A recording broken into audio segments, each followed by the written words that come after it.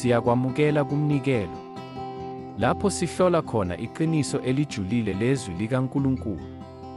Encwadini yamaHubo, isahluko sama-33, amavesi angama-20 kuya kwama-22, siyafunda.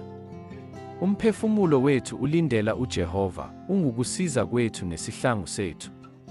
Ngalokho inhliziyo yethu ithokoza ngaye, ngokuba sithemba igama lakhe elingcwele. Umusa wakho, Jehova, mawube phezu kwethu, njengalokhu sithemba wena. Lamavesi asikhumbuza ukubaluleka kokulinda uNkulunkulu nokubeka ithemba lethu kuye. Ukulinda iNkosi akukona nje ukuzizwisa, kukubonakaliswa okusebenzayo kokukholwa. Lapho silinda, siqaphela ukuthi isikhathi nokuhlakanipha kukaNkulunkulu kuphelele. Ngisho nalapho sifuna izimpendulo ezisheshayo, sivame ukuzithola silangazelela izinqumo ezisheshayo emizabalazweni yethu, kodwa uNkulunkulu, ngokuhlakanipha kwakhe okungapheli, uyazi isikhathi esifanele sempendulo ngayinye. KumaHeberu isahluko sesine ivesi le-16 sikhuthazwa ukuba sisondele kuye ngokuqiniseka, sazi ukuthi unikeza umusa ngezikhathi zethu zokuswela.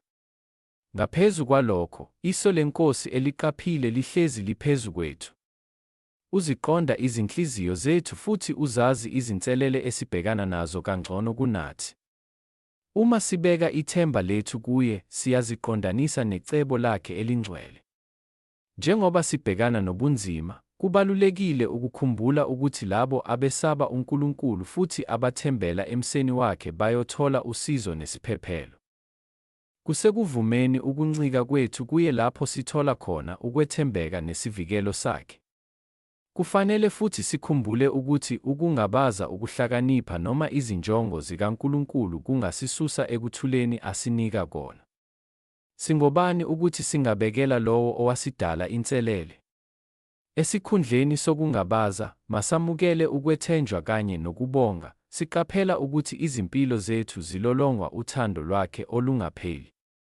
UPawulu usikhumbuza ukuba sijabule eNkosini njalo ngoba kuye sithola intokozo edlula izimo zethu.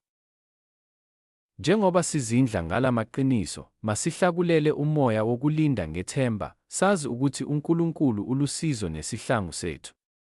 Masithembele othandweni nomusa wakhe njengoba sizulazula ekungaqiniseki kwempilo.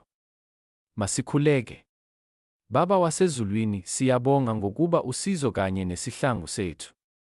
Sifundise ukulinda izimpendulo zakho ngesineke futhi sithembele esikhathini sakho esiphelele.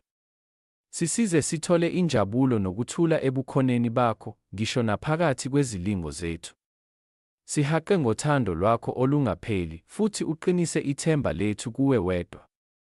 Egameni likaJesu siyakhuleka. Amen.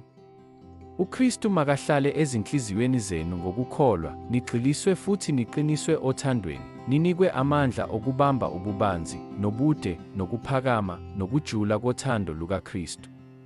Sengathi ningagcwaliswa ngesilinganiso sakho, konke ukugcwala kukaNkulunkulu.